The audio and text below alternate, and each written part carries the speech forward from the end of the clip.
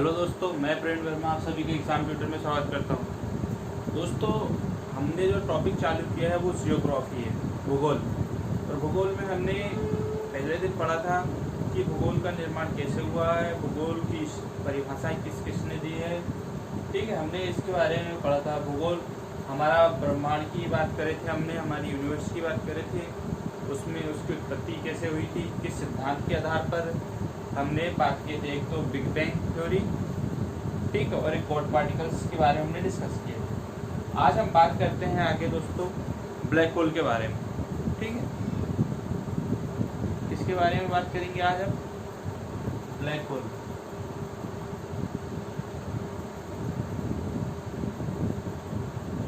Black hole इसी को हम क्या बोलते हैं दोस्तों? प्रश्न क्षेत्र।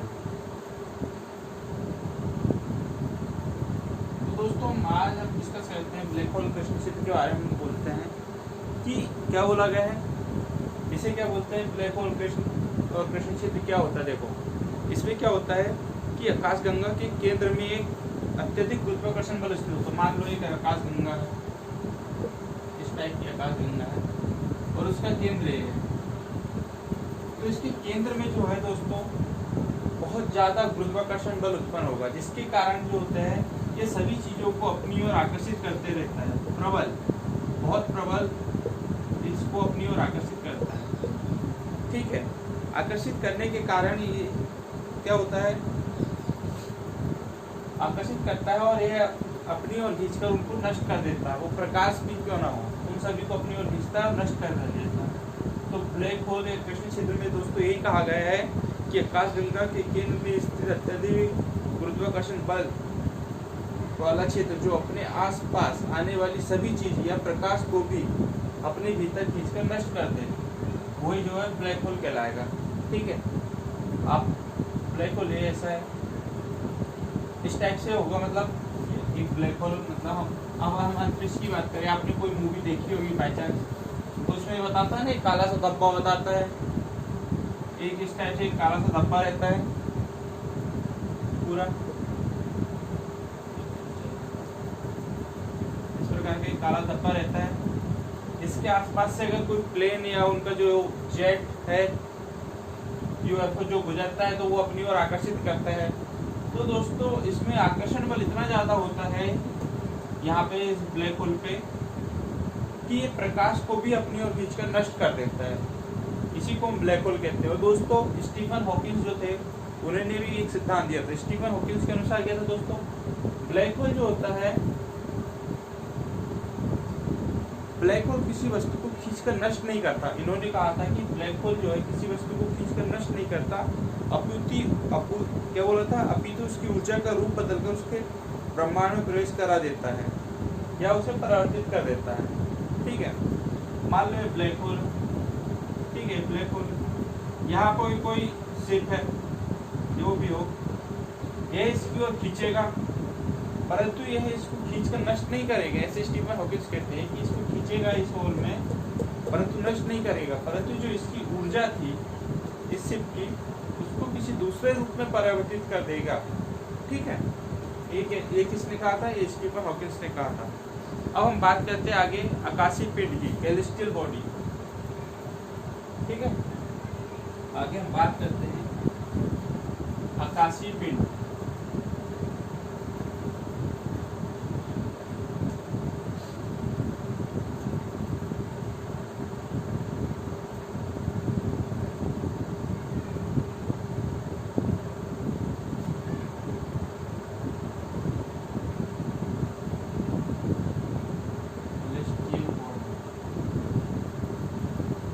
बारे में बात करते हैं, तो इसमें सबसे पहले हम डिस्कस करते हैं किसके बारे में, मंदाकिनी क्या थी, मंदाकिनी। ठीक है,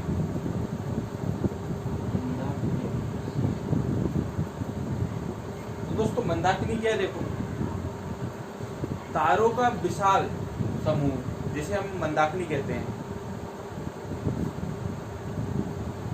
तारों का विशाल समूह, तारे मतलब समझते हो ना, सूर्य जो है एक तारा है।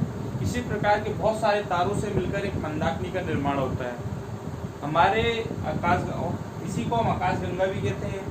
इसी को हम मिल्की वे भी कहते हैं। ठीक है, तारों के विशाल समूह को मंदाकिनी कहा जाता है। ब्रह्मांड में करोड़ों मंदाकिनी हैं और प्रत्येक मंदाकिनी में लगभग 100 अरब तारे हैं।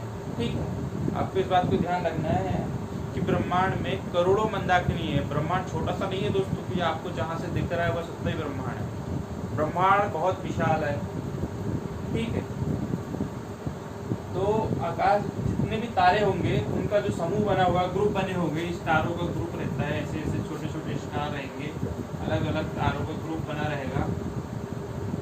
तो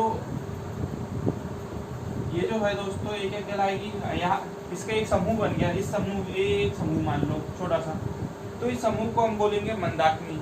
अब हम बात करते हैं कि इस तारे में दोस्तों, इस मंदाकिनी में हमारा तारा सूर्य है।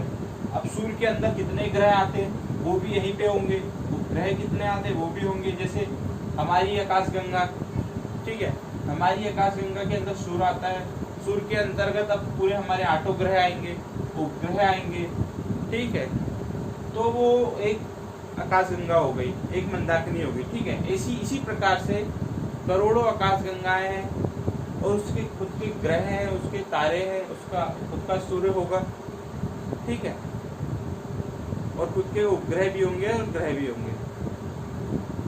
हमारी पृथ्वी की अपनी एक मंदाकिनी है जिसे हम क्या बोलते हैं दोस्तों, दुग्ध मेखला। जो हमारी मंदाकिनी है, मंदाकिनी क्या होती है दोस्तों, ये तारों का समूह होती है। और जो पृथ्वी की मंदाकिनी है उसे आकाशगंगा कहते हैं या मिल्की वे भी कहते हैं उसे।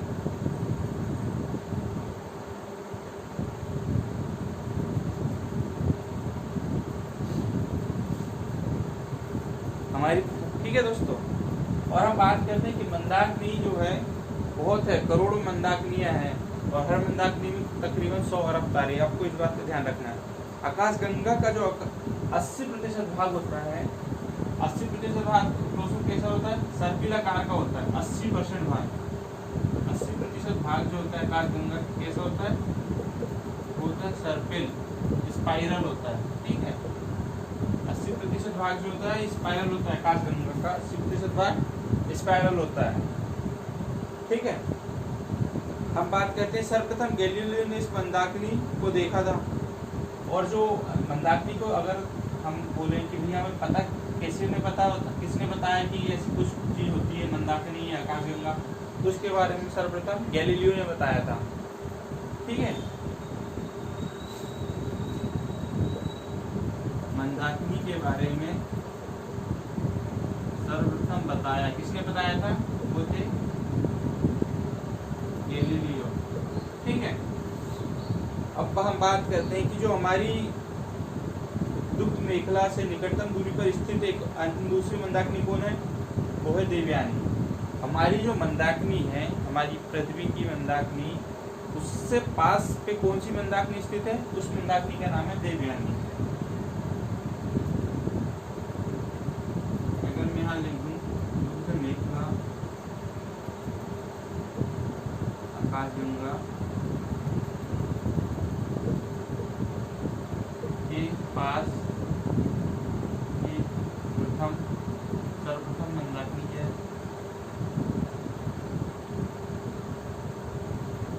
उसका नाम है दोस्तों देवयानी। अगर मैं इसको स्पष्ट करूं, जैसे मैं यहाँ पे आपको फिगर बना के दर्शाता हूँ।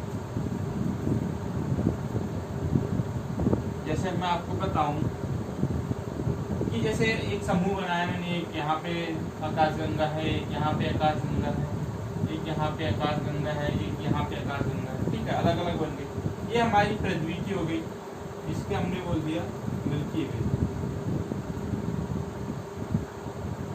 ये हमारी हो गई मिल्की वे जो है, ये हमारी आकाशगंगा हो गई।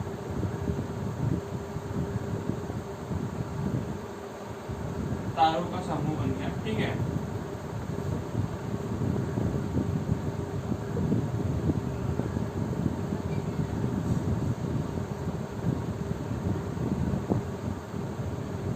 और जो आकाशगंगाएं होती है दोस्तों किस आकार में बोला गया उसने, 80% भाग जो सर्पिल होता है, मतलब मैं इसी को सर्पिल आकार में अगर ऐसे घुमा दूं, मान लो इस प्रकार से, ये इस प्रकार से कर दूं, इस प्रकार, ठीक है, तो सर्पिल आकार की होगी आकाशगंगा जितनी भी होगी उस टाइप से। मैं तो आपको बस यहाँ बताने के लिए कर रहा हूँ, ठीक है। आपको ध्यान रखना है इस प्रकार से इनके अंदर तारों का समूह है, जितनी है सब मंदाकिनियाँ तारों का समूह है। तो दोस्तों हर मंदाकिनी में तकरीबन 100 अरब से ज़्यादा तारे हैं और करोड़ों मंदाकिनी हमारे ब्रह्मांड में है। तो जो हमारी जो मिल्की वे जो हमारी मंदाकिनी है उसके सबसे पास कौन सी मंदाकिनी दिख रही है निकटतम दूरी पे? इस मंदाकिनी को हमने बोल दिया देवयानी। हमारे सबसे पास की मंदाकिनी कौन सी है? देवयानी। मतलब इस मंदाकिनी में भी खुद का सूर्य होगा, खुद के ग्रह होंगे, खुद के उपग्रह होंगे और ये भी बहुत सारे करोड़ों तारों से मिलकर बनी होगी, ठीक है। तो आप इसको ध्यान रखना। एक मंदाकिनी के बारे में पता चला है अभी, नई नई मंदाकिनी के बारे में, तो उस मंदाकिनी का क्या नाम है?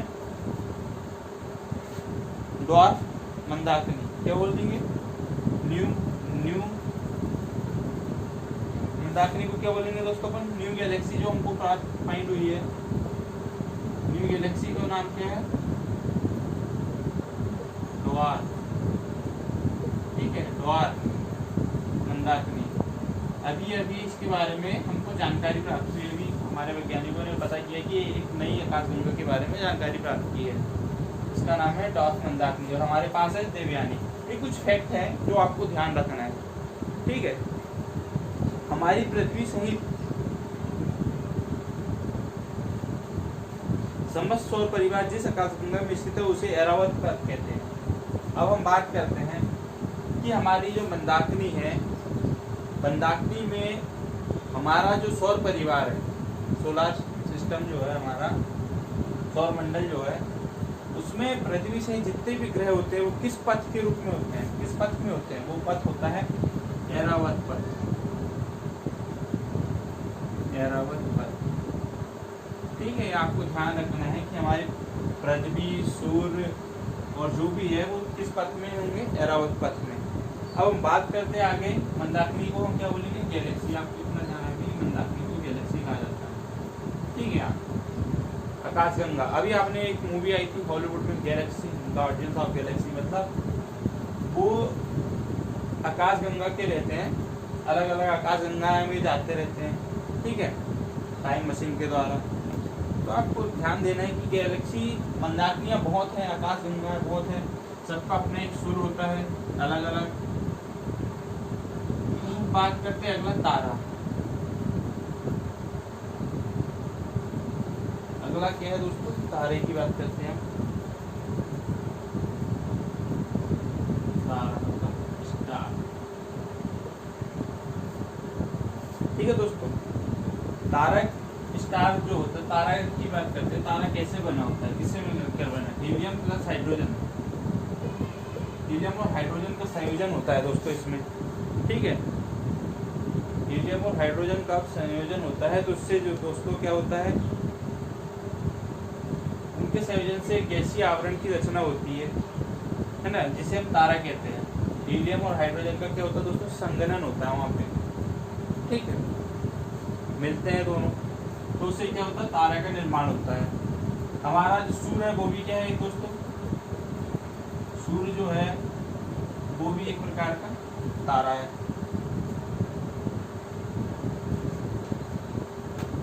सूर्य के बाद पृथ्वी के सबसे निकट का तारा कौन सा है? देखो, अब मैं बात करूँ, ये हमारा सूर्य, ठीक, सूर्य, ये आपको ध्यान रखनी है, सूर्य। सूर्य के बाद हमने हमारे ग्रह की बात कर लें, बुध, शुक्र, पृथ्वी, मंगल, बृहस्पति, शनि, यूरेनस, नेपच्यून, 8 ग्रह हो गए हमारे लगातार। एक बताने के लिए बोल रहा हूँ, ठीक है, 8 ग्रह हो गए। 8 ग्रह के बाद हम बोलते हुए कि ये हमारी आकाशगंगा यहीं पे इतनी हमने बोलते खत्म हो गई। एक आकाशगंगा है, उसके अंदर सूर्य है, और एक आकाशगंगा में हमने बोले करोड़ों सूर्य होते हैं। तो हमारी आकाशगंगा की बात कर रहे तो ये एक आकाशगंगा में बना है, एक सूर्य हमने बात की ये है, इस सूर्य के अंतर्गत 8 ग्रह हैं और इनके भी कुछ उपग्रह होंगे। ठीक है, इस सूर्य की बात करें तो इस सूर्य के पास का ग्रह और कौन सा है, ये हमारी पृथ्वी है, इसको हमने हमारी पृथ्वी बोल दिया। ठीक है, पृथ्वी के बाद यानी हम बोल रहे हैं सूर्य के बाद हमारा जो सूर्य है उसके बाद पृथ्वी के निकटतम कौन सा और दूसरा तारा है। एक और यहीं पे एक दूसरा तारा है, एक और दूसरा सूर्य है, ये एक दूसरा सूर्य बना दिया हमने, दूसरा सन। मतलब हमने अभी पहले ही डिस्कस किए थे कि एक आकाशगंगा में बहुत सारे सूर्य होते हैं, तारा होते हैं और हर तारे का अपना ग्रह उपग्रह होगा। इसी प्रकार इसके भी कुछ ग्रह उपग्रह होंगे। तो हम बात करें कि इस पृथ्वी की बात करें तो पृथ्वी के सबसे निकटतम कौन सा है सूर्य के बाद। अगर सूर्य के बाद सबसे निकटतम ये तारा जो है तो उसका नाम क्या है, प्रेक्सिमा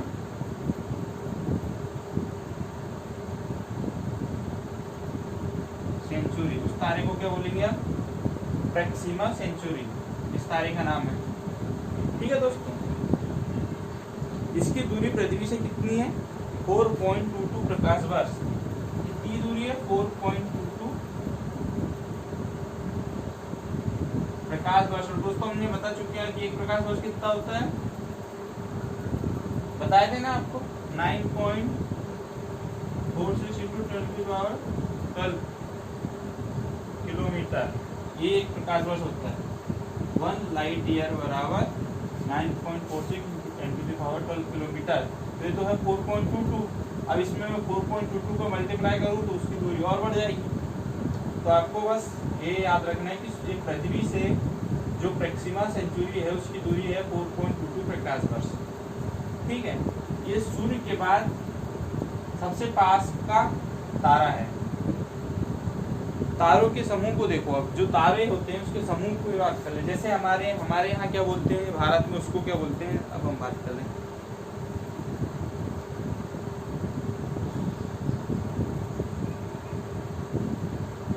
तारों का समूह क्या कहलाता है, तारों के समूह को तो हम दोस्तों आकाशगंगा कहते हैं। तारों का समूह को हम आकाशगंगा कहते हैं, मगर उसको अलग अलग जगह में क्या कहा जाता है। जैसे यूरोप में क्या कहा जाएगा उसको, भारत में क्या कहा जाएगा उसको, और यूनान में उसको क्या कहा गया है, हम दे देते हैं। ठीक है दोस्तों, तो यूरोप में दोस्तों उसको कहते हैं मिल्की वे। क्या बोला गया है, यूरोप में मिल्की वे कहा गया है। भारत में उसको दोस्तों मंदाकिनी, या इसी को हम बोलते हैं क्या दोस्तों, आकाशगंगा कहा गया है। और यूनान में दोस्तों इसको कहा गया है गैलेक्सी के नाम से जाना गया। तारों का जो समूह है उसको यूरोप में मिल्की वे कहते हैं, भारत में मंदाकिनी आकाशगंगा कहते हैं और यूनान में गैलेक्सी कहा गया है। अगर मैं बात करूं कि सौर मंडल में सर्वाधिक चमकीला तारा कौन सा है,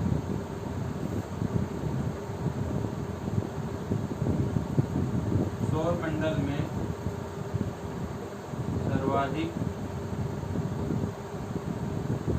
चमकीला तारा कौन सा है दोस्तों, उसका नाम है साइरस।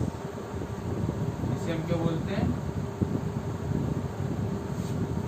Dog star. ठीक है दोस्तों, मतलब ये जो तारा है सौरमंडल का, ये सूर्य से भी ज्यादा शक्तिशाली चमकदार है। ठीक है दोस्तों, इसको याद रखना है कि जो साइरस तारा है सूर्य से भी ज्यादा चमकदार है। मैं इसके बारे में थोड़ा डिस्कस कर लेता हूँ, साइरस के बारे में। सर्वाधिक चमकीला तारा सौर यानी पूरे ब्रह्मांड का सर्वाधिक चमकीला अगर तारा कौन सा है तो वो साइरस। साइरस के बारे में हम बात कर लेते हैं, सर्वाधिक चमकदार। ठीक, अब बात करूं साइरस सूर्य से लगभग कितना गुना चमकीला है। साइरस सूर्य से 25 गुना चमकदार है। ठीक है, मतलब अगर सूर्य अगर मैं उसको परसेंट में बात करूं तो सूर्य का परसेंटेज अगर 100 गुना है तो साइरस कितना परसेंट होगा, 2500% चमकदार होगा। ठीक है, साइरस जो है सूर्य से कितना गुना बड़ा है, साइरस सूर्य से कितना गुना चमकदार है, साइरस सूर्य से कितना बड़ा है दोस्तों, 2.35 गुना बड़ा है। मतलब उसका साइज, अगर सूर्य का साइज मान लूं मैं x है, सूर्य का साइज x हो, तो साइरस का साइज कितना हो गया दोस्तों यहाँ पे 2.35x। ये आपको बस एक नॉलेज के लिए बता रहा हूँ। अभी हम डिस्कस करेंगे सूर्य के बारे में भी कि उसका आकार, साइज, व्यास, पृथ्वी से दूरी सब डिस्कस करेंगे। ठीक है, साइरस सूर्य से इतना 25 गुना चमकदार है, 2.3 गुना बड़ा है।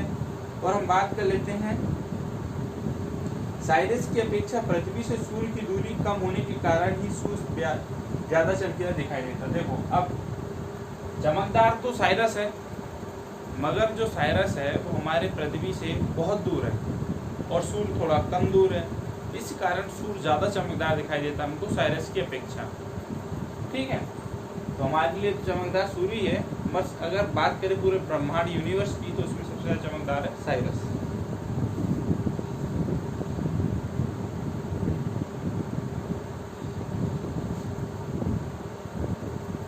अब हम बात करते हैं निहारिका की, क्या होती है निहारिका।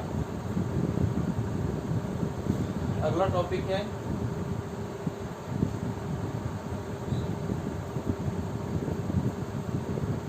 निहारिका, ये इसी को हम बोलते हैं नेबुला। ये अत्यधिक प्रकाशमान होता है दोस्तों। ठीक है, जो निहारिका या नेबुला जो होती है अत्यधिक प्रकाशमान होती है, गैस और धूलकण से निर्मित बादल, इसमें करोड़ों तारों का विशाल गुच्छा होता है, निहारिका कहलाता है। देखो क्या बोला गया है, गैस और धूलकण। ठीक है, करोड़ों तारों का गुच्छा, विशाल गुच्छा, यानी मतलब यहाँ बहुत सारे तारे हैं।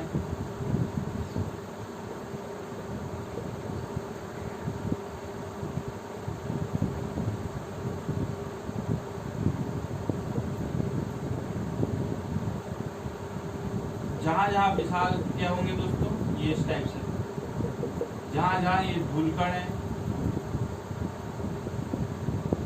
और गैस उपस्थित, वहाँ की बात कर रहे हैं। निहारिका में क्या बोला गया है, यह जो होता है क्या बोला गया है, अत्यधिक प्रकाशमान होता है, मतलब बहुत ज़्यादा चमकदार होता है। गैस और धूलकण से निर्मित बादल, ये गैस और धूलकण से निर्मित जो बादल होंगे, इसमें करोड़ों तारों का विशाल गुच्छा होता है, इसमें करोड़ों तारे हैं, है ना। और ये जो किससे निर्मित है, धूल और गैस कण से, वही निहारिका कहलाती है। निहारिका के नाभिक में अत्यधिक प्रज्वलनशील गैसें होने से ये चमकदार होता है। और इसके जो नाभिक की बात करूँ मैं, ये नाभिक यहाँ पे अत्यधिक प्रज्वलित और चमकदार होता है। ठीक है, उसके नाभिक में।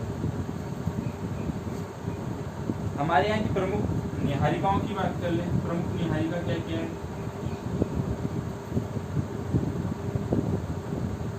हमारे यहाँ की जो प्रमुख निहारिका की बात कर लें तो क्या है, किस किस नाम से, लाइरा,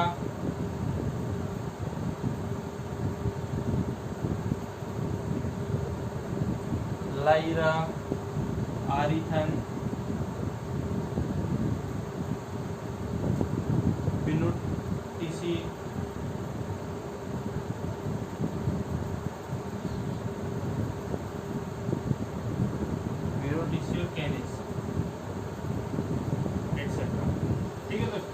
ये हमारी कुछ प्रमुख निहारिका हैं जिसके बारे में ये पूछ लिया जाता है कि बताओ कि इनमें से कौन कौन सी निहारिका हैं या नहीं है। लाइरा, आरिथन, विनुटिसी, कैनिसी निहारिका है। अब हम बात कर लेते हैं अगला ग्रह। अगला हमारा क्या है, ग्रह। ग्रह में हम डिस्कस कर लेते हैं ग्रह क्या होता है दोस्तों।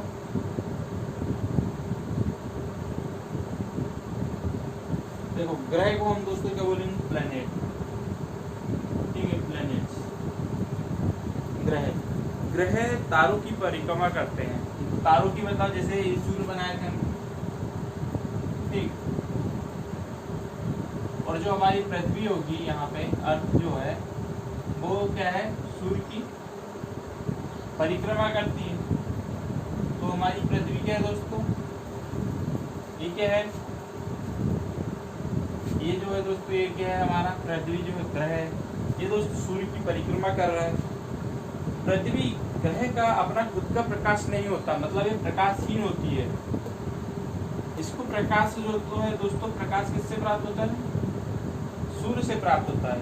इसी प्रकार दोस्तों जो उपग्रह होते हैं वो किसकी परिक्रमा करते हैं, ये उपग्रह हमारे यहाँ पे हमने मून, चंद्रमा हमारा उपग्रह है। वो उपग्रह दोस्तों किसकी परिक्रमा करते हैं, ग्रह की परिक्रमा करते हैं। और उपग्रह का भी स्वयं का प्रकाश नहीं होता, ठीक है, ये भी प्रकाशहीन होते हैं। आपको इस बात को ध्यान रखना है। उपग्रह को हम क्या बोलेंगे दोस्तों, उपग्रह को हम बोलते हैं सैटेलाइट। और क्षुद्र ग्रह या मतलब क्या होता है, ऑस्टेरॉइड क्या होते हैं, क्षुद्र ग्रह क्या होते हैं। आप उपग्रह तो समझ में आ गया कि ये सूर्य की परिक्रमा करता है, सूर्य मतलब तारों की परिक्रमा करता है, सूर्य जो है तारा है, ग्रह तारों की परिक्रमा करेगा और प्रकाशहीन होता है। इसी प्रकार जो उपग्रह होता है वो ग्रह की परिक्रमा करेगा और ये भी प्रकाशहीन होता है, ठीक है। अब मैं बात करूँ क्षुद्र ग्रह की, इसकी बात करूँ क्षुद्र ग्रह की।